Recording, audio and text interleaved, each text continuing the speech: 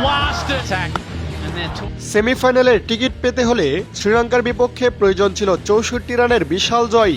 এমন কঠিন সমীকরণ মাথায় নিয়ে মাঠে নেমে লঙ্কান বোলারদের উপর রীতিমতো স্ট্রিম রোলার চালিয়েছে পাক ব্যাটাররা। দর্শক, লক্ষ্যটা কেবল জয় ছিল না, লক্ষ্য ছিল প্রতিপক্ষকে উড়িয়ে দেয়া।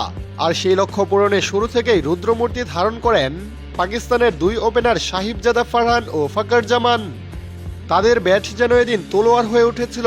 পাওয়ার প্লের সুবিধা কাজে লাগিয়ে লঙ্কান বোলারদের রীতিমতো নাস্তানুভূত করে ছাড়েন তারা। মাঠের চারিদিকে ছক্কার চারের যে বৃষ্টি এদিন দর্শকরা দেখেছেন, তাতে লাইভ খেলাটাকেও মনে হচ্ছিল কোনো ভিডিও গেমের হাইলাইটস। উদ্বোধনী জুটিতেই অবিশ্বাস্য ব্যাটিং তাণ্ডবে কোনো উইকেট না হারিয়ে মাত্র 15.3 ওভারেই স্কোরবোর্ডে 175 রান জমা করে ফেলে পাকিস্তান। লঙ্কান অধিনায়ক একের পর এক বোলার পরিবর্তন করলেও এই দুই ব্যাটারকে থামানোর কোনো মন্ত্রই যেন তাদের জানা ছিল না।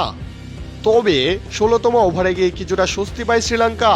ব্যক্তিগত 84 রানের ইনসাইড এজে বোল্ড হয়ে সাজঘরে ফেরে ফাকর জামান। এতে ভেঙে যায় টুর্নামেন্টের অন্যতম বিধ্বংসী এক জুটি। কিন্তু তাতেও পাকিস্তানের রানের গতি থামেনি।